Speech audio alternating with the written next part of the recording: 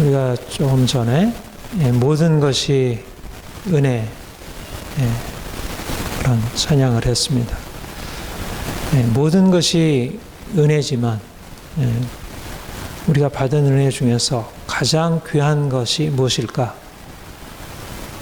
그것은 하나님을 아는 것, 하나님 안에서 우리 자신과 세상을 다시 보게 된 것, 이것이 우리가 경험하는 은혜 중에 가장 귀한 은혜라 그렇게 여겨집니다. 우리가 지난주 고린도전서 7장 19절 말씀에서 할례나 무할례 아무것도 아니로되 오직 하나님의 계명을 지킬 따름이라. 할례나 무할례가 아무것도 아니다. 할례자나 무할례자나, 할례 받는 것도 할례 받지 않는 것도, 다시 말하면 유대인이든지 이방인이든지 그것은 중요하지 않다.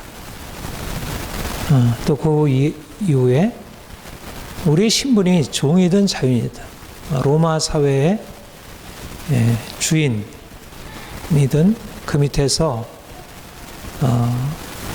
엄청난 힘들게 노동을 하는 노예든, 그거는 그렇게 중요하지 않다. 현실 속에서 당하는 모든 것들이 사람들이 그렇게 중요하게 여기고, 그것 때문에 싸우고, 그것 때문에 자랑하고, 그것 때문에 인생을 행복하게 여기고 하는 것들이 그렇게 중요하지 않다.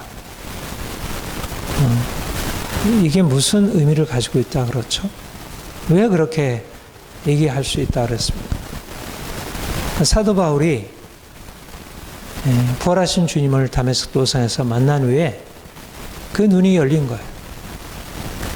그가 이전에 자랑하던 그의 모든 자랑, 그가 8일 만에 할례를 받고, 그가 베냐민 지파요, 이스라엘 중에 이스라엘인이요, 그는 율법에 흠이 없는 자이고 바리새인으로 누구보다도 유대교 열심을 품은 사람으로 당대에 가장 잘 알려진 뛰어난 학자, 뛰어난 지도자, 완벽하게 인정받을 수 있는 자. 그런데 그가 다메섹 도상에서 자기 확신을 가지고 예수 믿는 자를 죽이려고 가다가 하늘에서 밝은 빛이 그에게 주어지면서 그가 부활하신 주인을 보게 된 것입니다. 그가 핍박하던 예수 그리스도가 그분에게 나타나셔서 내가 핍박하는 예수라 말씀하시고 그에게 새로운 차원을 열어주셨습니다. 그가 이제까지 알고 있었던 육체, 그가 할례를 받고 유대인이고 그는 뛰어난 그런 신분과 그런 지혜를 가지고 있는 사람이었지만, 그가 주님을 만난 뒤에 자기 자신에 대해서, 세상에 대해서 전혀 다르게 본 거예요. 그래서 내가 자랑하던 할례가 아무것도 아니구나.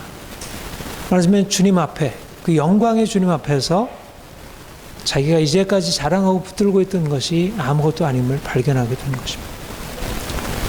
말하자면 그러한 새로운 인식으로부터 율법의 행위로 의롭다함을 받지 못한다. 할례나 무할례가 아무것도 아니다. 종이나 자유자나 아무것도 아니다. 남자나 여자나 이 모든 것들이 아무것도 아니다. 말하자면 세상에 믿고 의지하던 모든 것들이 예수 그리스도 그분의 영광 앞에 아무것도 아님을 발견하고, 이전에 그렇게 추구하고 믿고 나아가던 것에 대해서 이제 내려놓고 이제 자신의 삶에 오직 유일한 목표, 목적, 의미, 가치, 그것이 예수 그리스도, 그분을 아는 것, 그분을 닮는 것, 그분을 전하는 것, 어떻게든지 그분을 기쁘게 하는 것. 내가 사는 것도 그리스도니 죽는 것도 유익함이라. 그게 사도 바울의 인생의 전부가 예수 그리스도가 되신 거예요. 그가 비록 그가 유대인이 아니고 그 뛰어난 신분을 갖지 아니할지라도 이제 예수 그리스도 안에서 그 신분이 그의 외적인 형편이 아니라 그가 만난 주님으로 인해서 그 안에 주어진 새로운 생명이 그 인생에 새로운 의미를 부여하게 된 것입니다. 사람들이 사실 현실에 살아가다 보면 다 나름대로 사람들이 추구하고 있는 최고의 가치들이 있어요. 제가 오늘 아침 우리 교회방에 올라온 동영상, 미국인 학생들을 대상으로 해서, 미국인은 굉장히 여러 민족, 여러 지역 출신들이 있잖아요. 그래서 한국인 출신, 중국인 출신, 멕시코 출신, 여러 출신들이 본래 그들의 선조, 그들의 조상이 추구하고 있는 가치, 또 그들에게 가장 중요하게 여기는 가치가 무엇인지, 이 밸류가 무엇인지를 묻는 질문을 가족, 친구, 돈, 직업, 물질적인 풍요, 이러저런 여러 항목을 가지고 이제 묻는 질문이 있었어요. 그래서 이제 한국인 그 학생이 대답한 것은, 자기한테 가장 큰 것은 물질적 풍요와 또 뭐라 그랬더라. 아무튼 물질적 풍요를 제일 내세웠어요. 근데 자세히 들어보니까 물질적 풍요를 중요하게 여기는 이유는, 한국인들에게 있어서는 물질적 풍요라는 게 내가 잘 먹고 잘 사고 좋은 차 사고 좋은 집 짓고 하는 의미보다 오히려 가족이 중요한 가치로 의미가 있다. 그러니까 한국이 엄청나게 65년도는 3천 몇백 달러 GDP가 그랬는데, 지금은 몇십 조가 되는 세계 10위의 그런 경제 대국이 되었는데, 어떻게 그렇게 되었을까? 그것도 놀라운 일이지만, 한국인들이 가지고 있는 이 가치에 대한 어떤 놀라움, 우리 한국이 이제 갑자기 경제 대국이 된 것도 사람들의 놀람을 일으키지만, 요즘에 한류를 통해서 전파되는 한국인의 가치, 이제 새로운 의미로 부각을 해요. 아무튼 세상 사람들에게 있어서 이제 오늘날 일반적으로 추구하는 것은 돈, 물질적인 안정, 또 자유, 이런 것들이죠. 근데 우리가 주님 만난 뒤에 사실 우리 안에 주어지는 공통된 인식은 뭐냐면, 그 모든 것을 넘어서서 예수 그리스도, 그분이 얼마나 놀라운 분인지 이거를 발견하게 되는 거예요. 주님 안에서 자기를 새롭게 인식하게 되는 것. 자기 이전에 내가 나를 보이는 육체로 인식할 때는, 내가 외적으로 가정에 돈도 있고 부모의 직업도 좋고 또 내가 학교도 그런 듯한 데 나오고 우리 친구들도 다 그럴싸한 직장을 다니고 이러면 인생이 자랑스럽고 그렇잖아요. 근데 내가 직업도 변변하지 못하고 부모나 또 우리가 사는 집이나 이런 게 부족하면 내 인생이 초라해 보이고 자신이 부끄럽고 내세울 것이 없고, 그렇게 생각해요. 그러니까 대부분의 사람들에게 있어서 인생의 의미는 돈이나 외적인 것들이에요. 요즘엔 특별히 더 그런 의미를 가지고 있죠. 그런데 우리가 주님 만난 이후에 우리 자신을 보는 눈이 달라지게 된다는 거예요. 그러니까 하나님을 만난다는 것, 우리가 주님을 만난다는 것은 단지 그분이 누구시냐가 아니라 내가 누구냐에 대해서 새롭게 바뀌어야 된다는 것. 이것을 우리가 정체성이라 그렇게 얘기해요. 내가 누구냐? 아이덴티티. 내가 육체를 나의 정체성으로 삼게 되면 내가 외적으로 돈도 있고 부모도 좋은 배경을 가지고 있고, 그리고 내 앞으로의 미래가 열려줄 수 있는 그런 대학을 나오고 직장 다니면 내 육체에 자랑할 것이 있고 내 인생에 대해서 가치 있게 여기게 돼요. 근데 내가 그런 부분에 있어서 내가 원하는 그런 것들이, 세상 사람들이 추구하는 것들이 내게 주어지지 않으면 인생이 초라해 보이게 돼요. 그런데 우리가 주님 만나게 되면 우리가 이전에 가지고 있었던 자신의 정체성, 내가 누구냐에 대해서 가진 의미가 이전과 같지 않게 된다는 거예요. 내가 이전에는 돈이 있어야 내 인생을 자랑스럽게 생각하고, 내가 사회적으로 성공해서 누군가 인정할 수 있어야 내 인생이 가치 있는 것이었는데, 내가 주님 알고 나니까 내가 돈을 가지고 있든지 없든지, 내가 사람들에게 칭찬을 받든지 칭찬을 받지 않든지 그게 중요한 게 아니구나. 나는 이미 주 안에 있어서 주 안에 자유인이구나 라는 새로운 정체성을 갖게 됩니다. 진정한 자유인의 삶이죠. 말하자면 자유인이라고 하는 것은 외적인 상황, 우리가 가지고 있는 어떤 외적인 뭔가 우리의 신분, 역할, 거기에 달려있는 게 아니라 내가 주님 안에 있다는 거, 주님이 나를 사랑하신다는 거, 내가 주님을 믿고 섬긴다는 거, 여기에 이제 우리의 새로운 정체성이 있고, 이런 정체성의 전환, 우리가 가지고 있는 육체로서의 정체성에서 이제 영적인 정체성으로 전환이 일어나는 것, 이게 가장 중요한 일이다, 그렇게 말할 수 있습니다. 오늘도 사실은 이 정체성에 관련된, 우리가 자유 안에서 종으로 타라, 자유라고 하는 것도 정체성이고요, 우리가 종으로 타는 것도 정체성이에요. 우리 그리스도인에게 있어서는 자유인으로서의 정체성이 있고 이 종으로서의 정체성이 있어요. 오늘도 본문에서 우리가 자유인으로서 산다는 것이 무엇일까, 또 종으로서 산다는 것이 무엇일까 하는 것을 살피려고 합니다. 오늘 고린도전서 1장 26절 이하는 우리가 너무 많이 살펴보았고 잘 아는 말씀입니다. 사도 바울은 여기에서 고린도 교회 성도들이 어떠한 신분을 가지고 있는지, 그들이 사회적인 어떤 신분과 위치들이 어떤 것인지를 말하고 있어요.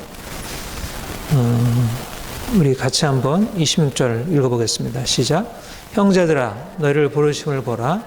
육체를 따라 지혜로운 자가 많지 아니하며 능한 자가 많지 아니하며 문벌 좋은 자가 많지 아니하도다. 형제들아, 너희를 부르심을 보라. 우리가 지난주에도 부르심 그대로 지내라. 부르심 그대로 지내라. 이런 말씀 나왔죠. 부르심이라고 하는 것이 이제 늘 반복되어 있어요. 이게 사도 바울에게서 이 부르심이라는 것은 굉장히 중요한 의미예요. 빌립보서 3장에서 사도 바울이 하나님의 위에서 부르신 부름의 상을 위하여 쫓아가노라. 부르심이라는 건 뭐죠? 하나님이 우리를 불러주셨다는 것, 우리를 택하셨다는 것이고 우리를 부르셨다는 것.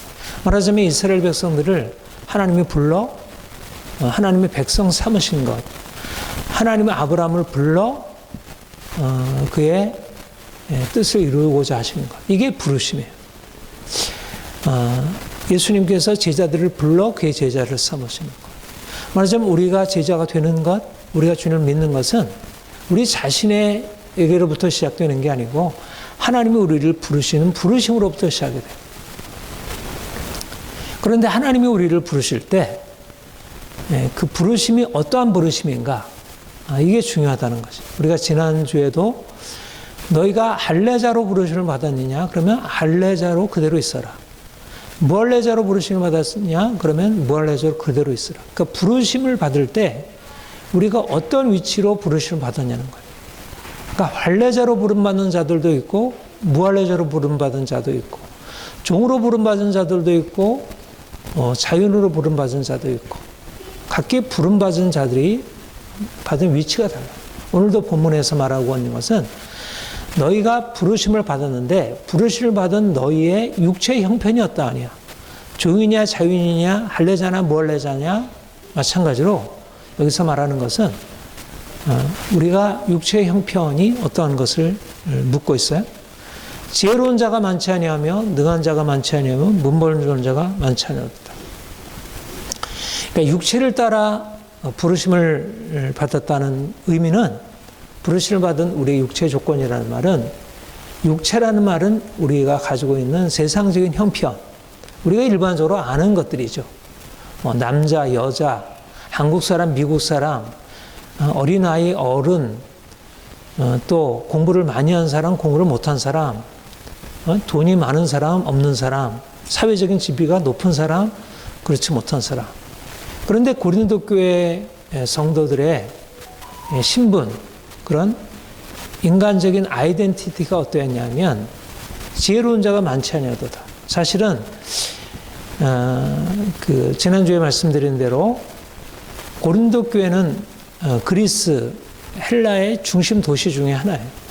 그런데 그 고린도 교회 예수를 믿는 사람들 중에는 그렇게 지혜로운 자, 당시에 그리스 철학에 있어서 뛰어난 학자들, 그런 교육을 많이 받은 사람들이 없었던 거예요. 말하자면, 요즘으로 말하자면, 뭐 대학 출신, 석박사, 그런 뛰어난 학위를 가지고 있는 사람들이 많지 않았다는 거죠.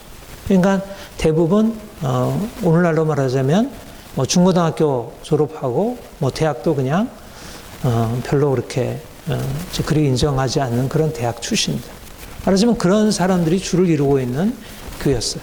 그리고 능한 자가 많지 않으면, 이게 능한 자라고 하는 것은 파워, 듀나토스라는 말인데, 그러니까 말하자면 권력이 있는, 뭔가 사회적인 그 영향력이 있는 사람들, 인플루언서, 우리가 요즘 인플루언서 뭐 그런 얘기 하잖아요. 그러니까 영향력을 미치고 있느냐. 근데 그렇지 못한 거예요. 그러니까 고린도 교회에 있는 성도들은 거기에 뛰어난 뭐 영향력을 가져온 사람들이 없진 않아요. 근데 거기는 이렇게 건물을 딱 지어놓고 하는 그런 교회가 아니고 흩어져 있는 가정교회들이었어요. 그러니까 어느 집에서, 어느 성도 집에서 몇 명, 요즘도 그런 가정교회들이 있죠. 소속교회, 중국어로 말하죠. 그런 교회들이 흩어져 있는데, 근데 전체적으로 면면을 보게 되면 몇몇 뛰어난 가문도 있지만 대부분의 사람들이 그렇게 능력이 없는, 영향력이 없는 그런 사람들이고, 여기 문벌 좋은 자가 많지 않다. 가문이 별로 저래요. 말하자면 귀족, 우리도 이제 우리는 지금 더 이상 신분 사회는 아니잖아요.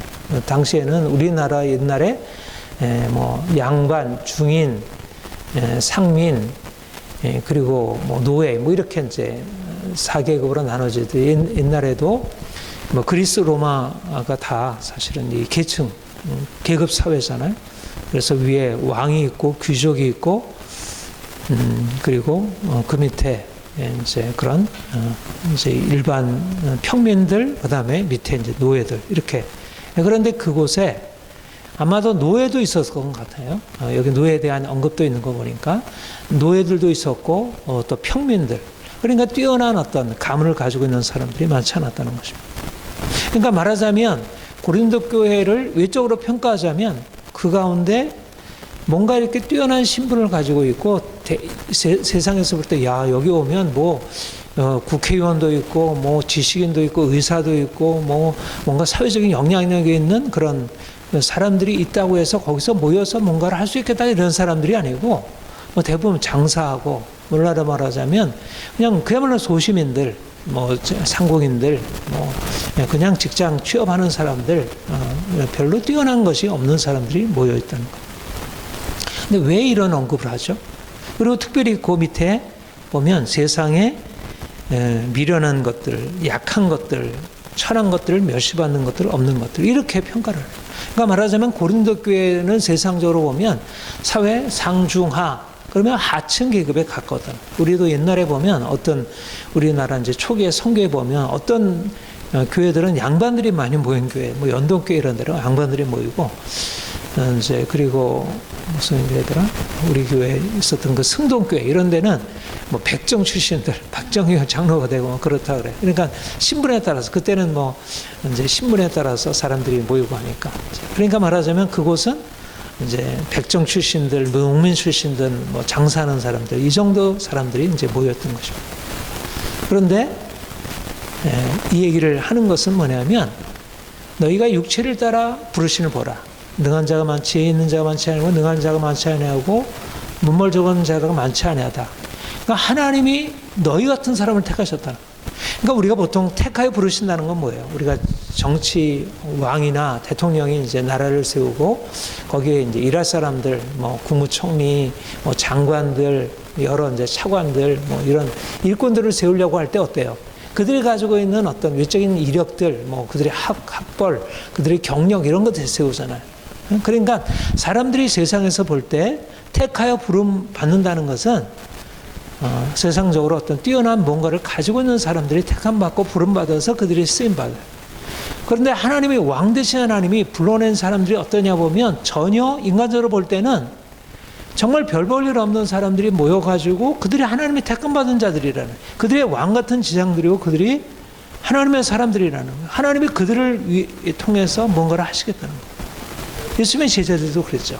예수님의 제자들도 뛰어난 뭐 이런 사람들이 아니라 어부 출신, 뭐 세리, 뭐 그러니까 전혀 세상 속에서 그렇게 뛰어난 사람들이 아닌 사람들이 예수님의 제자로 택합니다.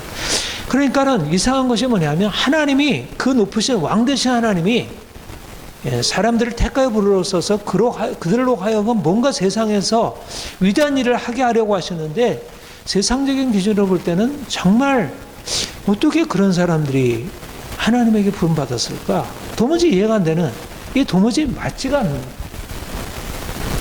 그 말은 무슨 의미일까? 하나님이 세상적으로 지혜로운 자, 능한 자, 문벌 좋은 자, 지식이 있고 권력이 있고 가문이 뛰어나고 이러저러한 것을 뭔가 갖춘 자를 부르시지 않고 세상에서 그런 것을 전혀 갖추지 못한 사람들을 부르셨다는 것은 무엇일까? 하나님에게는 그게 아무것도 아니라는 거예요. 그러니까 고린도전서 1장 26절에서 너희의 부르심을 보라. 육체를 따라 지혜로운 자가 많지 아니하고 능한 자가 많지 아니하고 문벌 좋은 자가 많지 아니한다는 얘기는 하나님의 관점에서는 지혜가 뛰어난 것, 능력이 있는 것, 가문이 뛰어난 것이 전혀 문제가 되지 않냐고 그것은 아무것도 아니라.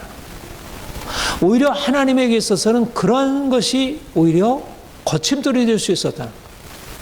그래서 하나님이 일부러 그런 사람들은 지나치고 누구를 고르셨냐면 이제 왕이 행차해가지고 내가 이제 쓸 사람을 택하겠어라고 갔는데 말하자면 그 사무엘이 그랬잖아요. 여러분 그 기억나죠? 사무엘이 하나님이 너 이사의 집에 가라. 그래서 이제 그 중에 내가 기름 부음 받은 자, 장차 왕이 될 사람을 내가 거기에 내가 택하겠다. 그래서 사무엘이 그 아들들을 이제 지나가게 해요. 첫째 아들, 뭐 엘리야비인가, 뭐 이런 첫째 아들 통과. 굉장히 뛰어나고 잘생기기도 하고 아주 용모가 준수하고 했는데 뛰어나 통과. 둘째 아들 통과, 셋째 아들 통과. 굉장히 다 뛰어나도 이 아버지가 생각할 때 야 이런 아들이면 괜찮을 것 같아요. 우리 아들 중에 그래도 첫째 아들, 둘째 아들, 그 셋째 아들. 근데 밑으로 내려갈수록 아버지가 볼 때 좀 아닌 아들인데 계속 아니라고 하는 거예요. 계속 지나가다가 7 아들이 다 지나갔어. 이거 다 됐네요. 그럼 이거 아들이 다냐? 아니 한 아들 남았는데 그 아들은 아닌 것 같은데. 그래도 그 아들 불러오라고. 근데 그 아들이 온 거예요. 바로 저 아들이라고. 그런데 이새가 얘기할 때 그 아들은 아닌 것 같아요. 사무엘의 대답이 뭐냐면 하나님은 외모를 보시지 않냐고 중심을 보는. 하나님에게 있어서는 그런 외적인 뛰어난 어떤 힘, 지혜, 외적인 용모, 외모 이런 게 아니었다. 그러니까 하나님이 택하시는 기준과 세상이 보는 기준이 너무 달랐던 거죠. 바로 사실 이게 일관된 거예요. 이스라엘 백성들을 하나님께서 그의 백성 삼으신 것이나 여러분 예수님이 이 땅에 오실 때 강보에 쌓여 구에 놓인 아이로 오신 것이나 예수님이 제자들을 부르신 것이나 예수님이 약하고 천한 자들을 찾아가셔서 그들의 친구가 되어주시는 것이나 정말 이해할 수 없는 것은 하나님이 가장 높으신 천지 만물을 창조하신 그 위대한 왕인데 그가 택하여 부르시고 그가 행하시는 사람들은 어떤 사람들이냐면 사람들이 생각하는 그 뛰어난 뭔가를 갖추고 있는 사람들이 아니었다는 거예요. 오히려 거꾸로, 오히려 전혀 사람들의 기대와는 반대로 육체를 따라 지혜가 없고 능력이 없고 그런 귀족 가문이 아닌 사람들을 하나님께서 부르셔서 그들로 하여금 이제 하나님의 위대한 일에 동역자로 삼으시고 그들을 통하여 하나님의 역사를 이루게 하신다. 하나님에게서는 육체가 아무것도 아니다. 그래서 그 뒤에 29절에 보면 이는 아무 육체라도 자랑하지 못하게 하려. 하나님은 왜 이렇게 하실까? 하나님은 육체를 가지고 일하시는 분이 아니라 하나님은 물론 인간을 사용하셔요. 인간의 지혜도 사용하시고 능력도 사용하시고 재산도 사용하시고 사람들이 가지고 있는 그런 가정 배경도 사용하시죠. 그런데 하나님의 행하시는 일은 그런 육체적인 조건이 결정적으로 뭔가 큰 의미를 가지고 하나님이 일이 이루어지는 게 아니라. 그러니까 우리가 하나님이 어떤 분이고 하나님 앞에서 우리가 어떻게 쓰임받느냐 할 때는 인간적으로 내가 어떤 조건을 가지고 있어야 하는가 하는 것이 일차적인 조건이 아니라, 그거는. 물론 하나님이 우리에게 그런 것을 허락하셔서 그것을 사용하시죠. 하나님 모세에게 애굽의 교육도 받게 하셨고, 바울에게 어려서부터 율법도 교육을 받게 하시고, 또 헬라 문화권에서 로마의 시민으로서 어떤 것을 갖추게 하시고, 하나님께서 이러저러하게 각 사람들을 사용하시기 위해서 다윗도 이러저러한 목동으로서의 훈련도 받게 하시고, 이것저것을 훈련을 받게 하시지만, 하나님은 사람들이 생각하는 것처럼 그런 육체적인 조건을 가지고 행하시는 분이 아니라, 오히려 그것을 가지고 있으면 오히려 사람들이 스스로 자기의 육체적인 조건을, 지혜자는 지혜자를 자랑하고, 자기의 용사는 자기의 용맹을 자랑하고, 부자는 자기의 부를 자랑함으로 오히려 하나님께서 하신 일을 오히려 하지 못하게 막는다는 것. 여기에 우리는 중요한 사실을 발견하게 돼요. 하나님을 알게 되면서 우리에게 일어나는 것은, 우리가 그렇게 중요하고 여기는 것들이 아무것도 아니구나. 우리의 지혜, 우리의 능력, 돈, 우리의 신분, 우리의 배경, 이것은 정말 아무것도 아니고, 할례나 무할례가 아무것도 아니요, 종이나 자유인이나 아무것도 아니요, 이 모든 것들이 아무것도 아니요. 말하자면 주님을 만나게 되면서 우리에게 일어나는 것은 사람들이 그렇게 중요하고 그렇게 자랑하고 그것이 전부라고 하는 것들이 아무것도 아님을 알고 이제까지 내가 신뢰하고 자랑하던 것을 내려놓게 되는 거예요. 사도 바울이 그가 이전에 육체에 신뢰해야 될 것이 있었고 자랑할 것이 있었지만, 그가 예수 그리스도를 만난 뒤에 그 안에 일어난 인식이 바로 그것이었습니다. 그러나 무엇이든 내게 유익하던 것을 내가 그리스도를 위하여 다 해로 여길 뿐더러 또 모든 것을 해로 여기면 내 주 그리스도 예수 그리스도를 아는 지식이 가장 고상함이기 때문에. 말하자면 주님을 만난 뒤에 그의 인식이 달라지게 됩니다. 그가 그렇게 유익하던 것을 해로 여기게 되고, 그가 그렇게 자랑하던 것을 오히려 부끄러워하게 되고, 그가 이제 부끄러워하던 것을 오히려 자랑하게 되는 새로운 인식의 전환이 일어납니다. 그 이전에는 육체가 인생에 있어서 가장 큰 의미를 차지했는데, 돈이 중요했는데, 사람들의 인정이 중요했는데, 이제는 더 이상 그것이 중요하지 않고 예수 그리스도, 그분을 아는 지식이 가장 고상하기 때문이라. 이게 바로 사도 바울에 일어난 결정적인 변화예요. 무엇이 은혜일까요? 내가 돈이 많아지는 것, 내가 사람들로부터 인정받는 것, 내가 좋은 직장 들어가는 것, 자녀들이 외적으로 성공하는 것, 그게 은혜이지만, 그러나 그 은혜와 비할 것이 없는 은혜는 예수 그리스도, 그분을 아는 것, 그분 안에서 나를 새롭게 발견하는 것. 내가 이전에 나를 인식하던 것은 나의 육체적인 것으로 나를 인식해 왔는데, 내가 육체가 아니고 그리스도 안에서 내가 새로운 존재라는 사실을 발견하게 되는 것. 이게 은혜라는 것. 그러니까 많은 사람들이 예수를 믿고 나서도 여전히 자신의 정체성을 육체로 인식하고, 여전히 육체로 자랑하고, 육체를 신뢰하고, 육체를 부끄러워하고.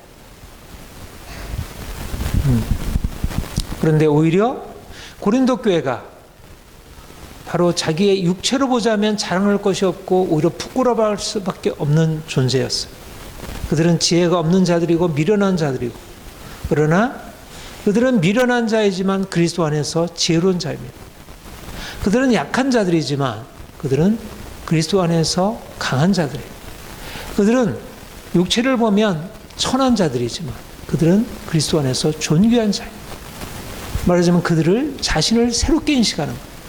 말하자면 이전에 내가 육체로 자신을 인식하게 되면 어떻게든지 나도 저 육체를 가지고 뛰어난 저 사람들처럼 돈도 많이 벌고 지혜도 갖추고 사람들한테 인정받고, 거기 나온 오늘 그 동영상에 나왔던 뭐 중국인, 뭐 한국인, 뭐 멕시코인, 뭐 이탈리아인, 뭐 수많은 사람들이 뭐 각기 종류는 다르지만 다 무엇이겠어요? 뭐 가족이든 뭐 명예든 친구든 돈이든 자유든 다 육체. 육체를 가지고 인생의 최고의 가치로 삼고 살아가는 거예요. 그런데 주님이 우리에게 오셔서 우리에게 알려주시는 것은 내가 가지고 있는 이제까지 육체의 자랑들, 육체의 추구들이 이제는 그렇게 중요하지 않다는 거. 그렇게 되면 어떻게 할 거야? 이거는 아무것도 아니네 라고 끝나버릴까요? 오히려 그렇지 않아요. 오히려 세상적인 사람들의 그 추구하는 가치로부터 내가 벗어나게 되니까 사람들이 돈이 최고라고 생각할 때는 돈을 가지고 있을 때는 자랑스럽지만 돈이 없으면 내 인생이 초라해지잖아요. 그런데 육체가 아무것도 아니라는 사실을 알게 되면 내가 돈이 없어도 그리스도 안에서 내가 이미 부요한 것으로 인식하게 되는 거예요. 내가 세상적인 학벌이 없다고 해서 스스로 부끄러워하던 사람이 내가 그리스도 안에서 이미 지혜로운 자라는 사실을 알게 되면 내가 학벌이 없어도 나는 지혜가 없는 자여도 이미 그리스도 안에서 지혜로운 자예요. 종이라도 주께 속한 자유인이 되는 거죠. 오히려 자기 자신이 있는 그대로 인정하고 자기 자신의 삶을 살아가는 거예요. 굳이 내가 뭐 그렇게 뛰어난 지혜를 가지려고 막 발부둥 칠 필요 없고 그 밑에 가서 조아릴 필요도 없고 권력을 추구하고 그렇게 애쓸 필요도 없고 인생이 그렇게 힘들게 이거 돼야 되고 저거 돼야 되고 이거 못해서 초라하고 그렇지 않다는 거예요. 비교하지 않는다는 거예요. 내 인생을 나 있는 그대로 존중하게 돼. 그게 자유예요. 여러분, 오늘날 많은 사람들이 왜 자유로울 수 없을까요? 왜 자유로워야 된다고 자기 인생을 살아간다고 하는데 왜 자유로울 수가 없을까요? 왜 딜레마에 계속 빠질까? 너 인생을 살아가. 그런데 왜 인생이 안 될까? 왜냐면 사람들로부터 인정을 받지 못하니까. 오늘날 사람들이 추구하는 그 가치에 비해서 내가 가지고 있는 자유가 너무 보잘것 없으면 내가 가지고 있는 그것들을 붙들기 어려워요. 그래서 결국은 다른 사람이 추구하는 것 앞에서 내가 가지고 있는 이 귀한 것들을 잃어버리게 돼요. 근데 오히려 예수 그리스도께서 나의 삶의 전부가 되면 내가 할례인이든 무할례자든 종이든 자유이든 이거는 하나님이 주시는 것 안에서 그대로 그 안에 머물 수 있어요. 그러니까 오히려 자기 인생을 사랑하고 진정으로 감사할 수 있죠. 역설적으로 사실 육체를 내려놓아야 육체가 긍정이 되는 거예요. 거꾸로 육체를 붙들면 육체에 대한 염려와 근심 때문에 다른 사람을 앞에 자기가 초라하게 보이거나 아니면 육체가 대단하면 다른 사람 무시하고 인격적으로 너무 형편없는 사람이 돼요. 육체를 자랑하는 사람들을 보세요. 권력자들 보세요. 돈 있는 사람들 보세요. 그들이 대단한가요? 그렇지 않아요. 그들은 대단한 것을 가지고 있지만 인격적으로 보면 너무 형편없어요. 자기가 뭔가 대단하다고 생각하는 그것이 인생을 형편없이 만들어요. 오히려 자신이 가지고 있는 것에 작은 것에 감사하고 그야말로 모든 것이 은혜라. 내가 이제까지 살아온 모든 것이 은혜라. 얼마나 부유한 인생이에요. 네? 은혜라고 하는 것은 삶이 하나님의 은혜라는 사실을 알고 그 있는 그대로 받아줄 줄 아는 게 은혜지. 여러분 나이를 먹어갈수록 인생의 행복이 뭐라고 발견하게 돼요? 가족의 행복이고 친구의 행복이고 내 삶에 주어진 모든 것이 행복이라는 것을 아는 것이 행복이에요. 행복, 제가 오늘 아침 어떤 목사님이 보낸 그 인생의 행복이 뭘까? 내가 인생의 모든 것이 주어진 선물이라는 사실을 행복이라는 거. 그게 행복이에요. 그러니까 행복은 외적인 것에 있지 않는데 현실 속에서 육체를 신뢰하고 자랑하는 이 세상 속에서는 그 행복을 누릴 수가 없어요. 근데 주님이 우리에게 오셔서 그건 아무것도 아니야 라고 우리의 눈을 열어주게 되니까 내가 쓸데없는 것을 붙들고 살아가지고 인생을 허비하고 산 거예요. 너무나 많은 시간을 다른 사람 쫓아가느라고 작은 행복을 누리지 못했어요. 우리의 삶에 주어진 행복들이 너무나 많은데 밤과 낮과 계절의 온갖 변화들과 우리 주위에 있는 가까운 이웃들과 사랑하는 친구들과 이 모든 것이 사실 행복의 근원인데 그 행복의 근원을 잃어버리고 딴 사람이 되려고 하는 것을 쫓아가느라고 자기 자신을 잃어버린 거예요. 사도 바울은 고린도 교회에서 그리스도인의 정체성이 무엇인지 육체의 정체성이 아니라 그리스도인의 정체성이 무엇인지를 이렇게 제시하고 있어요. 우리 30절 우리 같이 읽어보겠습니다. 시작. 너희는 하나님으로부터 나서 그리스도 예수 안에 있고 예수는 하나님으로부터 나와서 우리에게 지혜와 의로움과 거룩함과 구원함이 되었으니 이것이 바로 고린도 교회가 그리스도 안에 갖게 된 새로운 정체성에 관한 말씀입니다. 너희는 누구냐? 세상 속에서 미련한 자, 약한 자, 천한 자 이게 정체성이 아니라는 거예요. 그렇게 보면 인생이 형편없죠.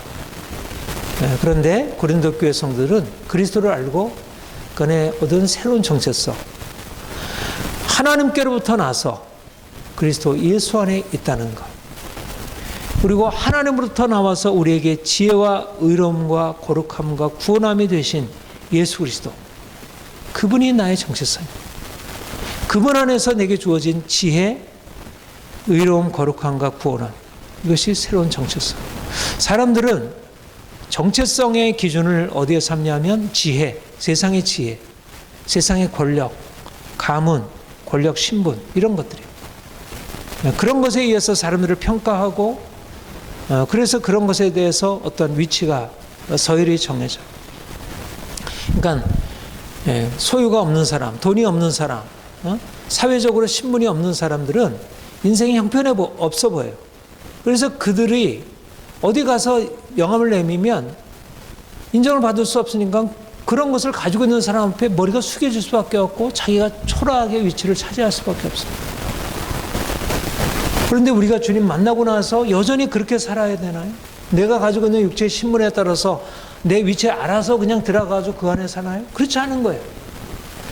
우리는 인간적으로 대단해 보이는 지혜를 가지고 있고 박사학위를 몇 개 가지고 있고 뭐 사회적으로 뛰어난 어떤 역할과 지위를 가지고 있고 사회적인 명망이 있고 하는 사람들 앞에 가서도 사실 우리 자신에 대해서 그렇게 초라하게 내세울 그런 존재가 아니라는 거예요. 왜냐하면 우리는 예수 그리스도, 하나님으로부터 나와서 그리스도 예수 안에 있는 자, 하나님으로부터 우리에게 오셔서 우리에게 지혜와 의로움과 거룩함과 구원함이 되신 그분이 우리의 주가 되시고 우리가 그분 안에서 우리의 삶이 이제 새로워졌기 때문에 이게 우리의 새로운 정체성. 하나님의 아들이에요. 하나님의 아들이에요. 왕 같은 지장이에요.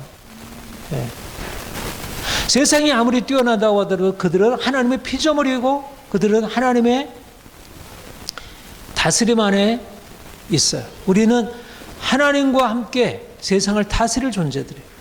내 인생이 어떠하냐는 것은 사람들이 알고 있는 내가 아니고 예수 그리스도께서 나를 보시는 전혀 새로운 나, 전혀 다르게 본 나. 그러니까 사람들이 알고 있는 방식으로 나를 보다가 그래서 인생을 초라하고 보잘것없게 보다가 이제는 예수께서 나를 구속하셨다는 사실을 알고 예수 그리스도 안에 있어서 예수께서 나의 지혜와 의로움과 거룩함과 구원함이 되셨다는 사실을 알고 나서 우리 인생에 대한 근본적인 관점이 달라져요. 야, 인생이 이렇게 놀랍다니. 내가 가지고 있는 이 위치가 얼마나 놀랍다니. 내가 이것을 알지 못하고 내가 사람들의 종이 되어서 어떻게든 사람들을 쫓아가면서 살았구나. 이게 헛된 인생을 살아왔구나. 이제 인생의 의미는 뭐예요? 내가 주님을 아는 것. 내가 주님을 더 가까이 하는 것. 내가 그분을 닮는 것. 그분이 내 삶에서 그분의 능력을 나타내시는 것. 내가 그분처럼 놀라운 인생의 비밀을 밟고 살아가는 것. 이게 바로 우리의 삶의 새로운 방향성이 됩니다. 우리의 정체성에 따라서 이제는 우리의 인생의 방향이 달라져요. 그러니까 내가 지혜, 권력, 신분, 재산 이런 것에 따라서 자신을 평가하면 어떻겠어요? 늘 그런 쪽을 쫓아가게 되잖아요. 권력자들 쫓아가게 되고 부자들 쫓아가게 되고 어떻게 돈 많이 벌까? 어떻게 사람들을 인정받을까? 뭐 이런 쪽의 생각이 계속 그런 쪽으로 몰 때 아침부터 밤늦게까지 그렇고 사람 만나는 사람들이 그런 사람들이 있잖아요. 근데 더 이상 이제 우리는 지혜, 뭐 권력, 명예, 재산 이런 게 우리의 정체성을 구성하지 않아요. 그거는 인생에 있어서 하나의 그냥 필요를 채워주는 조건들이지 그거는 우리의 정체성이 아니에요. 우리의 정체성은 예수 그리스도 그분이 내 삶에 들어오셔서 나의 주가 되셨다는 거예요. 그가 우리 인생을 그분처럼 만드시겠다는 거예요. 그분의 거룩함에 우리를 이끌어 가시겠다는 거예요. 그분의 지혜에 동참케 하시고 그분의 능력에 참여케 하시고 그분의 삶으로 우리를 이끌어 가시겠다는 거예요.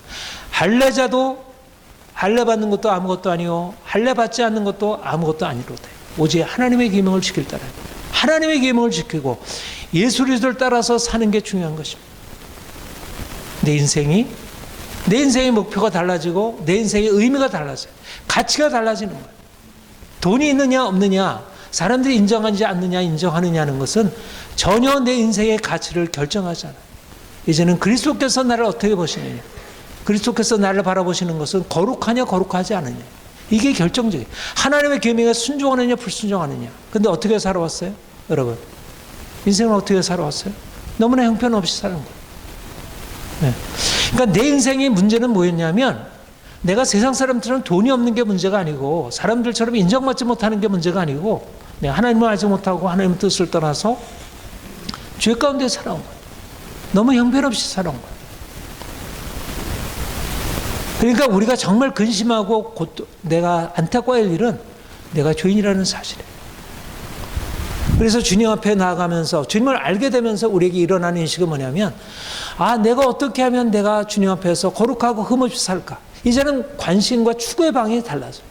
이제는 어떻게 돈을 많이 벌고 사람들한테 인정받을까 쪽에 포점을 맞추어서 인생을 살아왔다면, 이제 내가 주님 만난 뒤에 주님이 내 삶의 새로운 정체성이 되신 이후에 내 삶의 방향성과 목표는 내가 주님께 순종하고 거룩한 삶을 살아가는 것. 이게 삶의 방향성. 예. 사람들의 관심이 없죠? 사람들이 계명 순종하는 거 관심 있나요? 거룩하게 살아가는 거 관심 있나요? 사람들은 어떻게든 돈 많이 벌기 위해서 욕심 부리고 다른 사람 거 어떻게든지 빼앗아라도 그렇게 살려고 하잖아요. 아침부터 밤늦게까지 사람들이 추구하는 것은 돈을 많이 버는 것, 사람들의 인정받는 거, 이거잖아요. 뭐 그러기 위해서 사는데, 내가 어떻게 깨끗하게 거룩하게 성결하게 다른 사람 사랑하며 사는 이 모든 것이 어떤 의미가 있겠어요? 의미가 없는 거죠. 근데 내가 주님 만나게 되면서 내 바라보게 되는 것은 내가 주님을 닮아 변화되는 것이고, 그렇지 못한 내 모습을 보게 되는 거예요. 그래서 주님이 우리에게 오셔서 우리를 위해서 행하신 일이 귀하게 계세요. 내가 주님 앞에 서려고 하면 할수록 내가 얼마나 부끄러운 존재임을 발견하게 되는데, 주님께서 나를 위하여 십자가에 지으시고 나 같은 죄를 용서하셨다는 사실이 새롭게 다가오는 거예요. 말하자면 내가 죄인이라는 사실을 깨닫고 그분의 은혜 안에 감사할 수 있는 것은 내가 거룩하게 살아가는 것이 내 삶의 목표와 방향성이에요. 그런데 오늘날 어때요? 사람들은 아예 거룩함이라는 것은 인생의 방향에서 아무런 의미가 없어요. 그거는. 그러니까 세상이 예수 그리스도께서 가장 귀하다는 사실이 너무 공허하게 되어버렸어요. 우리가 주님을 만나게 되면서 알게 되는 것은 내가 거룩하기를 원하는 것이고, 거룩하기를 원하는 내가 거룩하지 못한 삶을 살아왔다고 하는 사실, 하나님 앞에 부끄러운 존재라는 사실을 알게 되고, 그가 우리를 위하여 베푸신 구원이 새롭게 다가오는 것입니다. 디모데전서 1장 15절에 미쁘다 모든 사람이 받을 만한 이 말이요, 그리스도 예수께서 죄인을 구원하시려고 세상에 임하셨다 해도다. 미쁘다 이 말이요, 신실하다 이 말씀이요, 그리스도 예수께서 죄인을 구원하려고 세상에 하셨다. 죄인 중에 내가 교수님. 여러분, 예수님께서 죄인을 위하여 이 세상에 오셨다는 사실이 얼마나 놀라운 복음인지 몰라요. 근데 오늘날 사람들이 이 말이 도무지 이해가 안 돼요. 이게 왜 복음인지, 이 말이 도무지 이해가 안 되는 세상이 되어가고 있어요. 왜 그럴까요? 사람들은 이미 죄에 대해서 전혀 관심이 없어요. 내가 죄인이냐 의인이냐가 관심이 없어요. 죄를 지으면 지옥 간다는 생각, 죄를 지으면 하나님의 심판 앞에 놓여있다는 생각 자체가 이미 사람들에게는 하나의 신화가 되어버렸어요. 사람들의 관심은 오직 유일한 관심은 돈이 전부예요. 돈이 전부예요. 그게 인생의 행복을 좌우하는 거예요. 내가 죄를 짓고 죄에 빠짐으로 말미암아 인생이 어떻게 불행에 처해지는지를 몰라요. 근데 근본 문제는 돈이 없음의 문제가 아니라 인생의 죄를 지음으로 말미암아 하나님의 심판에 놓여 있다는 거예요. 근데 어떤 누구도 이 심판으로부터 인간을 건져낼 존재가 없다는 거예요. 그런데 그리스도께서 우리를 위하여 이 땅에 오셨고, 그가 우리를 위하여 십자가에 지심으로 우리의 모든 죄를 담당하시고 죄인된 우리를 위하여 그가 놀라운 구원을 베푸신 것입니다. 근데 그분 앞에 서서 내가 죄인 중에 괴수라는 사실을 깨닫는 게 그래요. 내가 죄인 중에 괴수구나. 그래서 주님이 나를 위해서 오셨구나. 나 같은 죄인을 주께서 용서하시고 나를 구원하시려고. 그리고 이제 주님 앞에 나아가 나의 죄를 고백하고 용서받고 이제 새로운 삶을 살기 시작하는 것입니다. 이전에 내가 내 욕망대로 살았던 죄인된 삶을 이제 벗어버리고, 이제는 주님께서 나에게 명하시는 말씀대로 순종하며 거룩하게 사는 삶을 사는 거예요. 하나님, 내가 하나님의 뜻대로 살기를 원합니다. 내가 이제까지 살던 내 욕망대로 내 뜻대로 살던 삶에서 이제 벗어나서 정말 하나님께 순종하며 하나님이 뜻하시는 대로 살기 원합니다. 이렇게 해서 우리 인생 안에 하나님이 주신 은혜를 힘입어서 놀라운 변화가 일어나는 것, 이것이 바로 하나님이 우리에게 주신 은혜들입니다. 이게 우리에게 주신 주 안에 있는 우리의 삶의 새로운 정체성, 이것을 자랑하는 것입니다. 우리가 자랑한다면 무엇을 자랑하면 내가 죄인된 내가 예수님을 만나서 내 인생이 이렇게 변화되었어요. 이전엔 내가 죄로 인해서 다른 사람을 미워하고 싸우고 내 마음에 불평이 있고 원망이 있고 내가 늘 답답하고 힘들고 짜증나고 이렇게 살았는데, 내가 주님 만나서 내 인생이 형편없다는 사실을 알고 내가 십자가 앞에 나가 내 죄를 고백하고 주님이 나를 용서하심을 받아들이고, 그리고 내가 더 이상 내 욕망대로 살아가지 않고 내가 말씀대로 순종하게 되었어. 그래서 내 인생에 하나님이 이런 축복이 주어지게 되었어. 이게 바로 하나님이 우리에게 주신 놀라운 자랑인 것입니다. 내가 이전에 육체를 자랑하던 삶, 육체를 위하여 염려하고 근심하고 부끄러워하던 삶인데, 이제는 더 이상 그것을 위해서 자랑하는 것이 아니라 어떻게든지 주님을 닮기를 원하고, 주님 닮지 못한 우리 자신에 대해서 부끄러워하며 하나님 닮기를, 주님 닮기를 원하고 주님의 은혜를 구하고, 그래서 주님께서 주신 은혜를 힘입어서 우리 안에 변화가 일어나는 것, 이게 자랑이에요. 이건 자랑할 만해요. 주님이 내 안에 행하신 일은 자랑할 만해요. 내가 이전에는 욕심이 많은 사람들이 이제 욕심을 내려놓게 되었고, 내가 이전에는 교만한 자였는데 이제는 교만을 내려놓게 되었고, 내가 이전에 이기적인 존재였는데 내 이기심을 내려놓고 이제는 다른 사람을 섬기게 되었고, 이거는 자랑할 만해. 왜냐하면 이거는 내가 한 일이지만 주님이 내 안에서 하신 일이기 때문에. 그래서 주님 안에서 새로운 자랑거리가 생기기 시작하는 것입니다. 이전에는 내가 세상 헛된 것을 가지고 자랑했고, 그것은 자랑해도 오히려 부끄러움이었다면, 이제 우리가 주님 안에 들어와서 주님이 우리에게 행하시는 놀라운 역사가 실질적인 열매로 나타나면서 우리의 삶에 새로운 자랑이 일어나기 시작하는 것입니다. 이렇게 해서 우리의 삶에 변화가 일어날 때 앞에 나와 있는 이 기적적인 일이 일어나게 됩니다. 우리 27절 28절 우리 같이 읽겠습니다. 시작.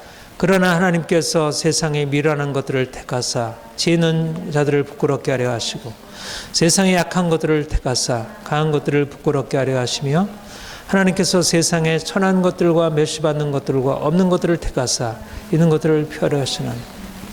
여러분, 어떻게 세상에 미련한 것들이 지혜 있는 자들을 부끄럽게 할 수 있고, 어떻게 세상에 약한 것들이 강한 것들을 부끄럽게 하고, 세상에 약하고 천하고 멸시받는 것들이 어떻게 있는 것들을 피할 수 있나요? 이런 일이 어떻게 일어날 수 있을까요? 근데 이런 일이 일어난 거예요. 이미 역사상의 일들이 일어난 것입니다. 세상에 가장 비천한 자들이 주님 만나서 인생의 새로운 변화를 경험하고 세상을 변화시키는 사람들이 된 거예요. 초대교회, 많은 초대교회 성도들 안에 이런 일이 일어났고, 그다음에 종교개혁 당시에 이런 일이 일어났고, 우리나라도 초대교회 주님 만난 사람들 안에 이런 일이 일어난 것입니다. 여러분, 사람들이 외적인 것을 가지고 세상의 변화를 일으키는 사람들이 있어요. 돈을 가지고, 지식을 가지고, 권력을 가지고 세상의 변화를 야기하는 사람들이 있어요. 그러나 하나님이 우리에게 주신 것은 다른 방향이에요. 주님이 우리 안에 오셔서 그분의 능력으로 우리를 바꾸시고, 우리를 그분의 축복의 통로 삼으셔서 세상을 바꾸는 일을 하는 거예요. 무엇이? 우리가 믿는 믿음이 그가 우리를 위하여 행하시는 능력의 통로가 되는 거예요. 우리가 주님 안에서 씨름한 우리의 삶의 변화가 세상을 향한 강력한 능력이 되는 거예요.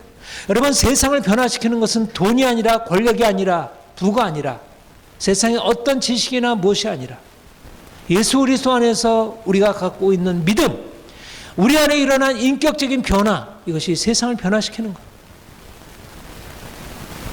여러분, 우리가 가난한 자들이고 우리가 배운 것이 없는 자들이고 세상 사람들한테 인정받지 못하는 것은 문제가 되지 않아요. 문제는 뭐냐면 우리 안에 믿음이 있는가, 우리가 예수 그리스도를 정말 믿고 있는가, 정말 우리가 예수 그리스도를 닮기 위하여 우리가 노력하고 있는가, 그가 우리를 위해서 행하시는 역사 안에 우리 자신을 내어 맡기고 있는가, 이게 중요하지. 내 안에 거룩함과 의로움과 지혜와 구원함이 실제적으로 임하고 있는가가 문제지. 하나님은 가장 약한 자들을 들어서 세상의 강한 자들을 부끄럽게 하고, 천한 자들을 들어서 귀한 자들을 피하려고 하시는 전혀 인간이 생각할 수 없는 뜻을 가지고 있어요. 예수님이 이 땅에 오셨을 때 그렇게 하셨고, 예수께서 지금도 이러한 사람들을 찾고 있는 것입니다. 육체를 따라서 연약한 자들이지만 정말 주님 앞에 온전히 사로잡힌 자, 오직 믿음으로 살기로 결단한 자, 오직 예수 그리스도가 삶의 전부가 된 자, 하나님께서 이런 자들을 통하여 일을 행하실 것입니다. 그리스도 안에서 참된 자유를 누리고 주님께서 우리에게 말씀하신 대로 온전히 복종하고 순종하고 살아가는 사람들에게 주께서 행하실 일들이 놀랍게 예비되어 있는 것이요. 우리가 주님께 우리 자신을 온전히 드림으로 주님이 우리를 통해서 이런 일을 이루시기를 정말로 간절히 소망합니다. 같이 기도하겠습니다. 하나님 아버지,